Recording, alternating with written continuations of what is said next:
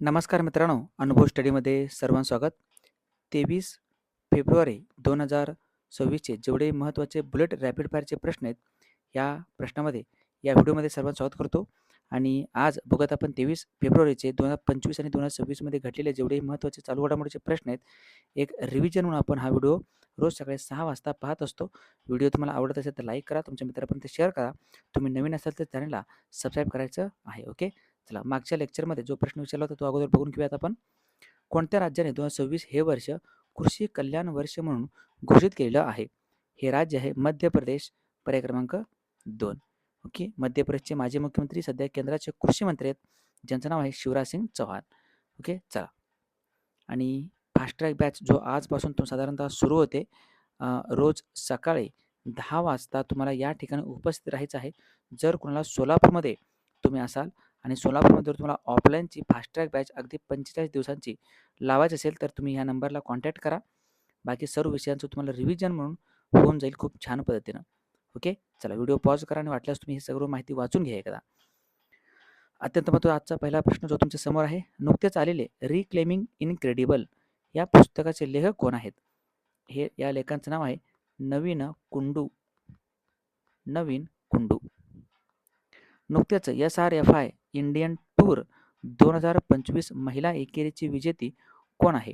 तर व्यक्त अनाहत सिंग. अनाहत सिंग. आणि याचा संबंध कोणत्या खेळाशी असेल तर ते स्क्वॅश खेळतात. अनाहत सिंग स्क्वॅश. नुकतेच पोट्टी श्रीरामलू यांच्या 58 फूट उंच पुतळ्याचे अनावरण कोणत्या ठिकाणी करण्यात आलेलं आहे? हे ठिकाण आहे अमरावती. अमरावती राजधानी आहे आंध्र प्रदेशची. 9 ते 12 जानेवारी 2026 दरम्यान कोणत्या ठिकाणी राष्ट्रीय युवा महोत्सव 2026चे आयोजन करण्यात आलेलं आहे? हे आहे भारत मंडपम या ठिकाणी. भारत मंडपम, नवी दिल्ली या ठिकाणी. नवी दिल्लीमध्ये 2026 जो काही युवा महोत्सव आहे तो पार पडलेला आहे.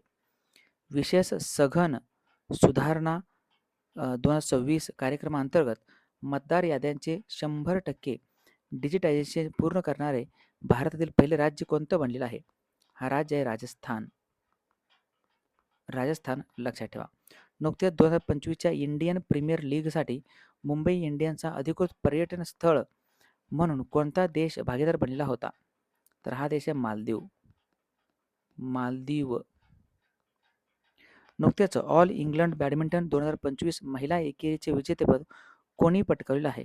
हे व्यक्ती आहेत आन से यंग. आन से यंग. ऑस्ट्रेलियन ग्रँड प्रिक्स 2025चा विजेता कोण बनलेला आहे? ऑस्ट्रेलियन ग्रांड प्री कोणी जिंकले असेल? खेळाडूचं नाव आहे लँडो नॉरिस. लँडो नॉरिस यांनी जिंकले आहे ही स्पर्धा. नुकतेच दुबई येथील जागतिक स्तरावर शिखर परिषदेत $10 लाख पुरस्कार प्राप्त करून कोणी 2026चा जागतिक शिक्षक पुरस्कार जिंकलेला आहे? हे व्यक्ती आहेत रुबल नागी. रुबल नागी. नुकतेच केंद्र सरकारने राष्ट्रीय गीत जो आहे वंदे मातरम याबाबत नवीन अधिकृत मार्गदर्शक तत्त्वे जारी केली असून किती वेळात गाणे म्हणणे अपेक्षित आहे?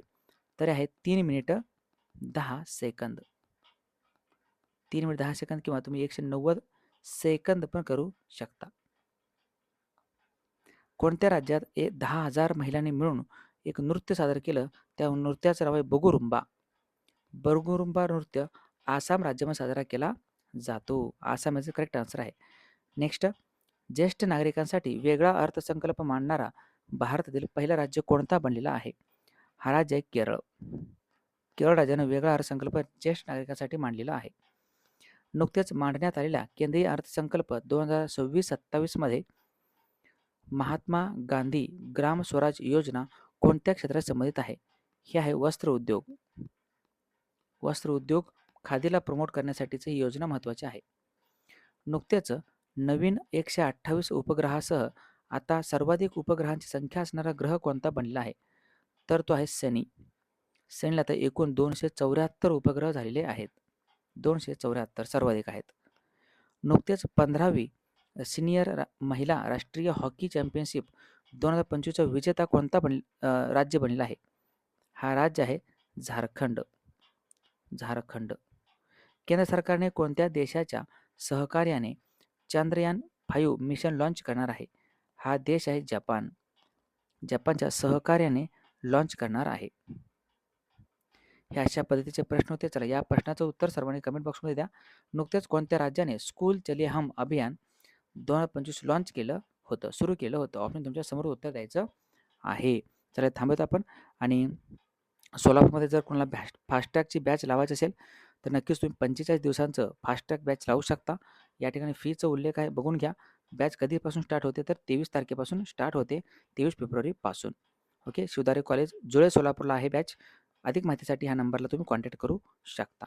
ओके, चला आपलं राजगुरू, नादवरीचा आणि स्वप्नपूर्ती हे 3 पुस्तक मार्केटमध्ये अवेलेबल आहेत. जर तुम्हाला मार्केटमध्ये कुठं नाही सापडलं दुकानामध्ये तर ह्या नंबरला व्हॉट्सअपला मेसेज करा. ओके, चला थँक्यू. जय हिंद. शेवटपर्यंत व्हिडिओ बघितल्याबद्दल मनःपूर्वक धन्यवाद. आणि नवीन असेल तर चॅनल एकदा सबस्क्राईब करून टाका. थँक्यू. जय हिंद.